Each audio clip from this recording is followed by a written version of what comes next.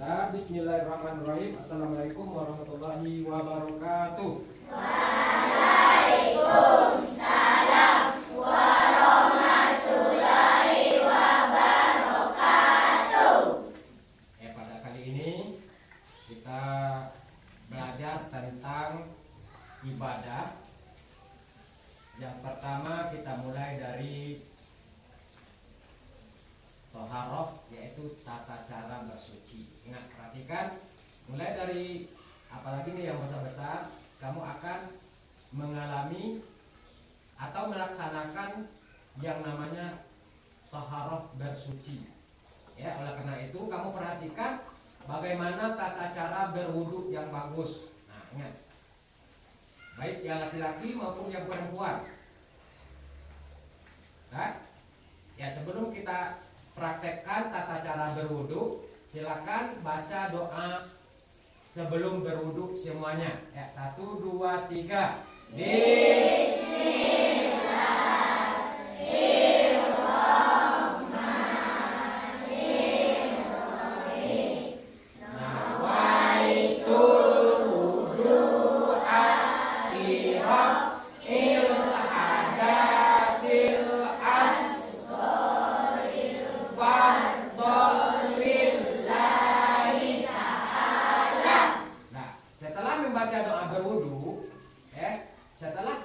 Membaca doa berwudu, tata cara berwudu yang pertama membasuh muka. Sebelumnya sunat berwudu, kamu masukkan air ke dalam hidung sebanyak 3 kali. Habis itu berkumur 3 kali, membasuh tangan kanan 3 kali, tangan kiri 3 kali, baru niat berwudu. Setelah membaca niat berwudu, ambil air membasuh muka. Pertama membasuh muka, perhatikan membasuh muka itu muka harus kena. Yang laki-laki perempuan sama saya, muka tuh harus kena semuanya.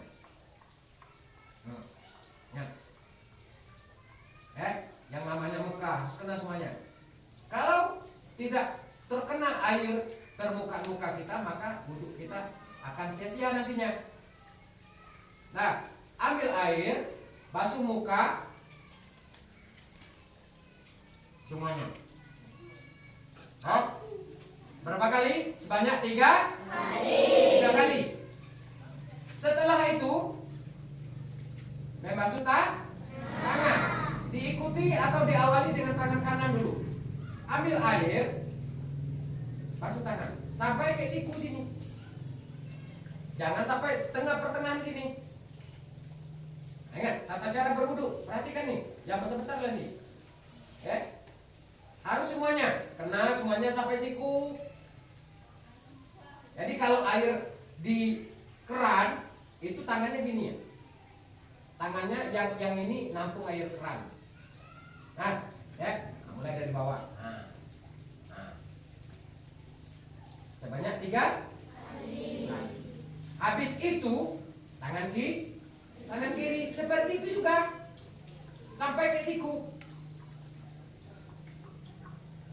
Sampai ke siku.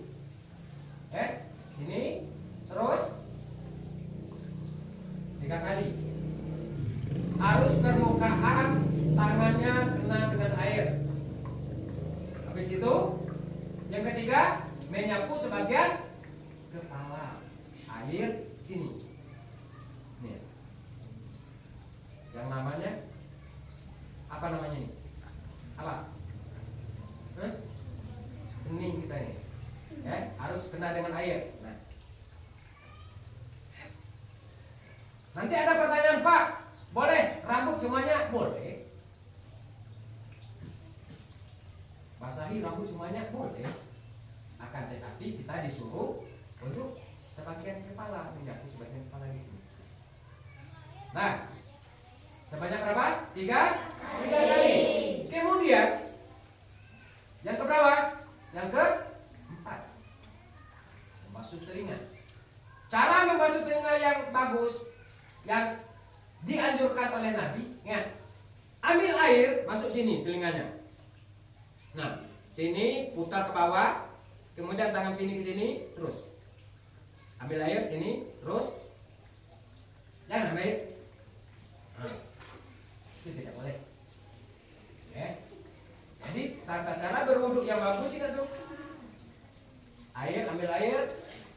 mulai dari sini dulu. Nah, ambil air, masuk sini, putar ke bawah, kemudian di sini. Nah, sebanyak tiga kali. Habis itu telinga kiri juga ambil air sama. Nah, masuk sini. Nah, jadi permukaan telinga baik di luar atau di dalam harus kena dengan air semuanya. Setelah itu, setelah membasuh telinga kiri, kita membasuh kaki. Ingat, membasuh kaki, perhatikan, membasuh kaki. Jadi jangan hanya sekedar membasuh kaki, kita membasuh kaki sampai ke siku sini, yang namanya sikunya, mata kaki. Nah, air usap, nah, telapak kakinya juga. Sebanyak 3 kali. Kalau tidak harus kena, harus melebihi mata kaki ini. Nih, mata kakinya. Nah, setelah itu baru kita membaca doa. Doa setelah berwudu. Kalau kita berwudu di dalam WC, kalau kita berwudu di dalam WC, itu kita membaca doanya harus keluar dari WC. Jangan di dalam WC. Keluar di WC menghadap ke kiblat baru kita baca doa. Aduh. Baik, sekarang bacakan doa sesudah berwudu bersama ya. Bismillahirrahmanirrahim. Asyhadu an la ilaha illallah wa asyhadu anna Muhammadar Rasulullah.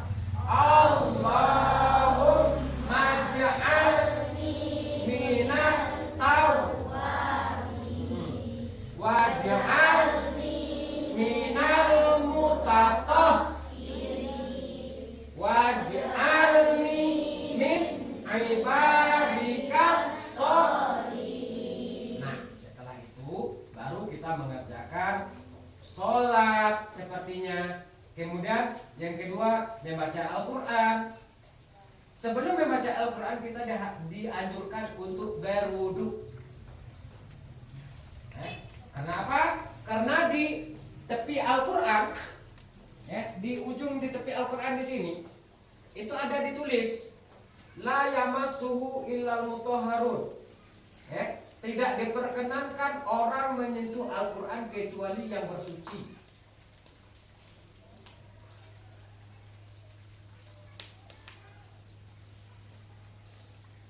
Ada pertanyaan nantinya, Pak, apakah berdosa orang yang tidak berwudu menyentuh Al-Quran? Tidak. Tetapi kita disunahkan untuk berwudu. Nah, selanjutnya masuk ke praktek sholatnya. Nah, ingat, perhatikan. Praktek sholat yang pertama apa? Mengangkat takbir. Mengangkat takbir pertama tangan jangan gini kan. Nah, tangannya jarinya diluruskan, dirapatkan, ya. Baca lafaz sholat, habis itu Allah sampai ke telinga tangannya. Nah, Allahu Akbar. Tangan yang kiri mendekam di perut, tangan yang kanan di atasnya. 3 jari ini ke bawah, 1 jari ke atas, ibu jarinya, telunjuknya luruskan. Nah, itu gerakan sholatnya. Kemudian setiap mengangkat takbir itu pas di telinga. Allahu Akbar. Ruku. Punggungnya sama datar. Tangannya genggam lutut. Nah, perhatikan tuh. Ini akan berguna untuk kamu selama-lamanya di dalam beribadah. Kalau kamu salah, salah ibadah kamu nantinya. Ya akan sia-sia. Kenapa? Karena yang akan ditanya pertama sekali amal perbuatan anak Adam di yaumil mahsyar nantinya apa? As-sholat. Sholat yang pertama sekali. Itu yang ditanyakan. Nah, ruku. Perhatikan rukunya. Rukunya genggam lutut, kemudian punggungnya sama datar. Kemudian wajahnya dihadapkan ke tempat kiblat sejadah, tempat sujudnya. Nah, jangan Allahu Akbar. Nah, ini yang laki-laki dan perempuan sama semuanya. Nah, habis itu sujud. Ingat, perhatikan. Sujud. Kening kita harus menempel ke tempat sujud nih. Ya, makanya orang yang ahli ibadah itu ada tandanya di sini itu hitam. Nah, orang yang ahli ibadah di sini itu ada tandanya hitam.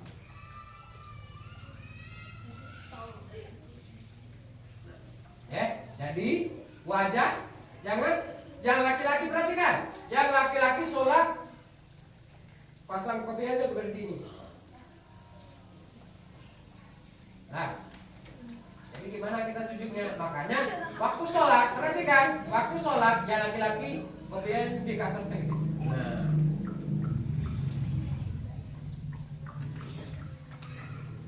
Nah, diataskan, nampakkan ini. Kenapa? Karena ini harus menempel sama sujud. Yang laki-laki, yang perempuan sama.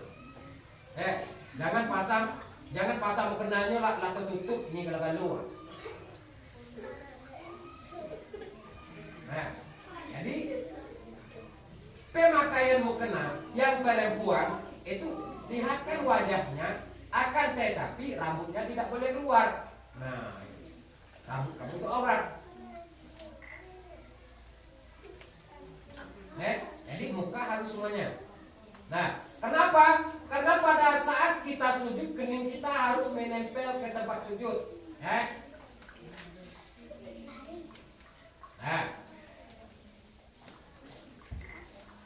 lalu sujud, perhatikan, sujud, kemudian sujud, tangannya taruh sejajar dengan bahu. Nah, tangannya sejajar dengan bahu, kemudian keningnya nempel ke sujud, kemudian kakinya, perhatikan, kakinya, nah gini, pas waktu kita sujud, kakinya gini. Tumit kita didempetkan. Yang perempuan, yang laki-laki sama semuanya. Nah, dempetkan kakinya, baru sujud. Kemudian seterusnya duduk antara dua sujud.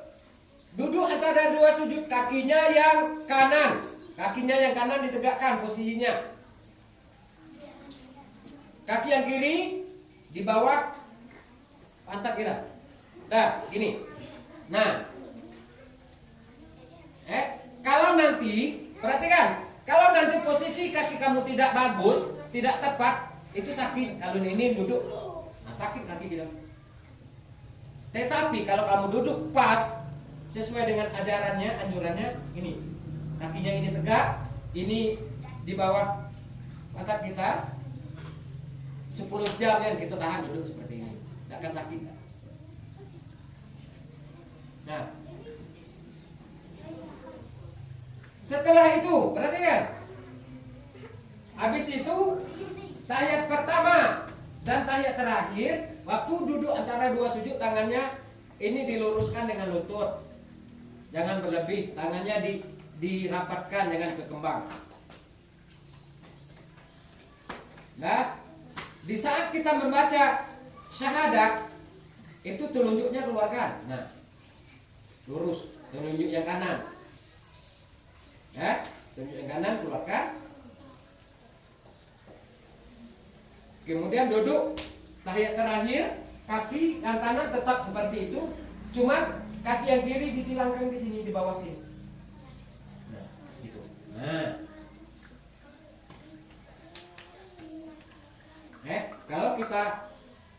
belajar, mempraktekkan pas dengan ajaran tuntutan Nabi, sholat Nabi, kita tidak akan susah. Nggak ada nak giling kiri kanan gitu, mantap gitu. Kenapa? Nabi berpesan kepada kita, "Shollu kama ra'aitumuni usolli." Sembayanglah kamu seperti kamu melihat aku sembahyang. Anjuran Nabi. Nah, anjuran Nabi itu sesuai dengan tata bacaan dan tata pergerakan sholat itu nggak ada. Seperti itulah kita sholat. Jangan kita main-main. Karena apa? Karena as-sholatu imaduddin. Perhatikan, ciri khas kita orang Islam apa? As-sholatu imaduddin. Faman aqamaha faqad aqamaddin, wa man tarakaha faqad hadamaddin. Sholat itu tiang agama. Kalau kita menang ummah dan itu tiang, bagaimana? Bisa tidak? Tidak. Seperti itu juga sholat. Kalau kita melaksanakan sholat, berarti kita menegakkan atau mengagungkan, mendirikan agama kita. Namun selanjutnya, apabila kita meninggalkan sholat, seperti rumah tapati, iya, rumah itu akan roboh.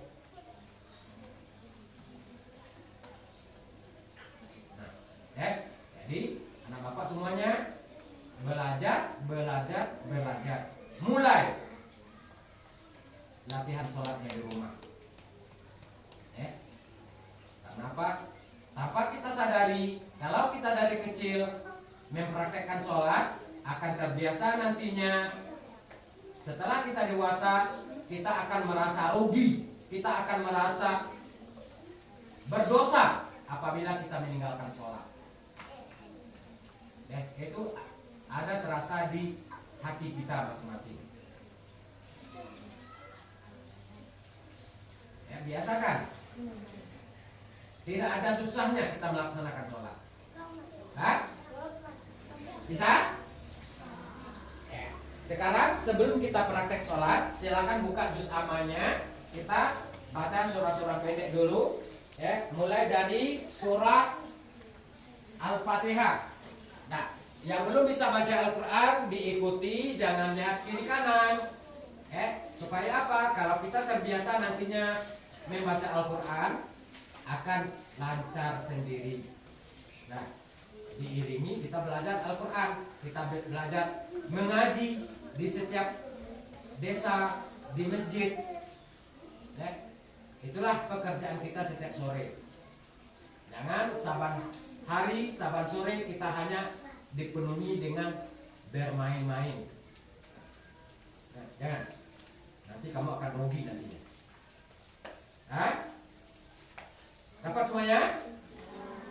Nah, sekarang kita baca sama-sama mulai dari surah Al-Fatihah. Yang belum bisa membaca Al-Quran, yang belum bisa mengaji, ikuti. Jangan banyak main-main. Supaya apa? Supaya kita bisa.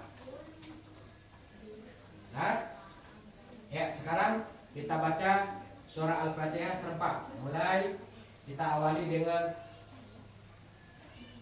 Bismillah. 1, 2, 3. Bismillahirrahmanirrahim. Alhamdulillahi Rabbil alamin. Ar-Rahmanir-Rahim.